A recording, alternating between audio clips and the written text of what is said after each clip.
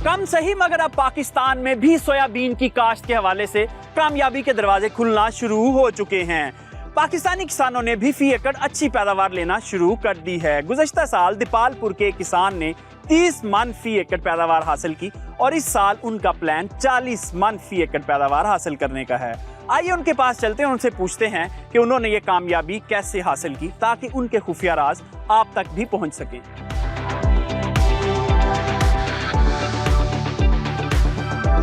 मेरी तहसील दीपालपुर है और यहाँ पर जो है वो अगर तेलदार फसलों की बात करें तो मकई सबसे ज़्यादा है, तिल की फसल, इसके अलावा सूरजमुखी है, कैनोला है, ये फसलें काश्त होती हैं। इस दफ़ा जो है वो सोयाबीन भी काश्त हुई है और मैंने भी ज़ाती तौर पर जो है वो इस दफ़ा स्पेसिफिक सोयाबीन को काश्त किया है। मुझे इंतहाई अफसोस से कहना पड़ता है कि जो हमारी तेलदार फसलें हैं जिसमें सूरजमुखी है, कैनोला है और अब ये सोयाबीन है जो मैंने अभी इस दफ़ा काश्त की है, इसकी प्रॉपर स्पेसिफिक मंडी है ही नहीं, मार्केट है ही नहीं। तो किसान जो है वो इसको मार्केट में ले जाने से खौफ खाता है, डरता है कि वहाँ पर जो है वो मार्केट में इसकी वैल्यू ही नहीं है, लोग इसको ख़रीदार ही नहीं मिलते। तो मजबूरी के तौर पर जो है वो सोयाबीन हो जाए या दीगर जो हमारी तेलदार फसलें हैं उनको फ़रोख्त करने के लिए जो है वो फैक्ट्रीज मालकान से रब्ता करना पड़ता है। तो वो अपने मनमाने रेट जो है वो लेते हैं और जिसका नुकसान किसान को होता है और किसान इसी वजह से अगली दफ़ा ये जो मुनाफा बख्श फसल होती है उसको काश्त नहीं करता क्योंकि इसकी मंडी ही नहीं है। हुकूमत की अगर बात करें तो ख़ुसूसी तौर पर जो महकमा ज़राअत है वो ज़्यादा तवज्जो नहीं दे रहा इस हवाले से।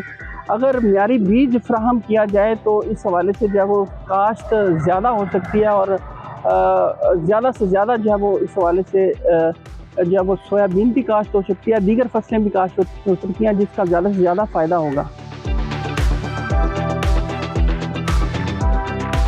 सोयाबीन की काश्त इसलिए भी अहमियत इख्तियार कर चुकी है कि ये इंसानों और हैवानों की खुराक का बुनियादी जुज़ है। बीजों से तेल निकालकर इंसानी इस्तेमाल में लाया जाता है जबकि बाकी मांदा हिस्सा पोल्ट्री की फीड में इस्तेमाल किया जाता है और सोयाबीन से बेहतर पोल्ट्री की फीड कोई नहीं। आइए आपको बताते हैं कि सोयाबीन काश्त का मुकम्मल तरीका क्या है, किस इलाके में किस वक्त किस तरह सोयाबीन काश्त की जाती है और इसको हार्वेस्ट कैसे करना है। जिम्मेदार भाइयों, सोयाबीन की काश्त के लिए हमें अच्छी ज़मीन, अच्छी महरा ज़मीन दरकार होती है। ज़मीन की तैयारी जो है वो इसके अंदर सबसे ज़्यादा अहम है। जितनी अच्छी ज़मीन की तैयारी होगी, जितना अच्छा बीज होगा, उतनी अच्छी आप फसल ले सकेंगे। सोयाबीन की ज़मीन की तैयारी के वक्त हमें देखना है कि ज़मीन के अंदर कोई पुरानी फसल जो है उसकी बाकियात बाकी हैं तो उनको आप रोटावेटर चलाकर तलफ कर लें, या जड़ी बूटियाँ बाकी हैं, घास वगैरह है, रोटावेटर से उनको तलफ कर लें। उसके बाद आप उसकी रौनी कर दें।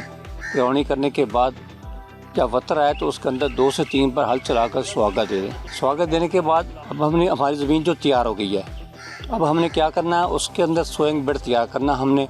तो उससे पहले हमने इसके अंदर जो सोइंग से पहले खाद डाली है DAP 1 बोरी के हिसाब से और SOP 1 बोरी फी एकड़।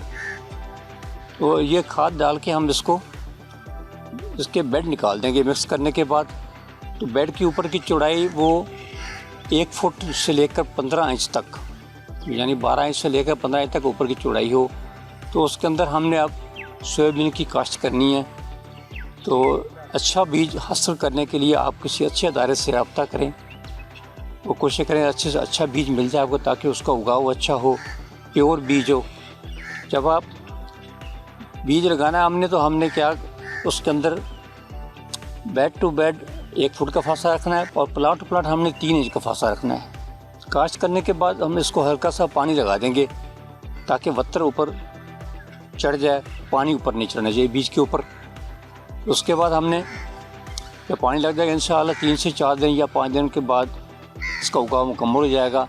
देखिए उगाव होने से पहले हमने पानी लगाने के बाद जब पत्थर आ जाए तो उसके अंदर पेंडिमेथिलीन 1 लीटर फी एकड़ के हिसाब से स्प्रे करनी है ताकि जड़ी बूटियाँ जो हैं वो ना उगे। उगाव होने के बाद अब हमने इसको देखना है कि इसकी देखभाल कैसे करनी है। देखभाल के लिए हम देखेंगे इसके ऊपर कौन से कीड़े आते हैं, किस कीड़े का हमला होता है इसके ऊपर। ख़ास तौर पर शुरू में सफ़ेद मक्खी आती है, तो उसके तदारक के लिए आप मुतल्लिका जो महकमा है, महकमा ज़राअत के लोगों से मशवरा करने के बाद उसके ऊपर स्प्रे करें। हमने जब क्रॉप आपकी 9 इंच तक हो जाएगी तो उसके अंदर हमने यूरिया डालना है आधी बोरी फी कड़ के हिसाब से। और जब ये क्रॉप हमारी जाएगी फ्लावरिंग पर, आधी बोरी यूरिया हमने उसके अंदर फिर डालना है जी। और इस दौरान में जो भी कीड़े आते हैं उनका तदारुक हमने करते रहना, या कोई बीमारी आती है तो उसके मुताबिक उसको स्प्रे करना चाहिए।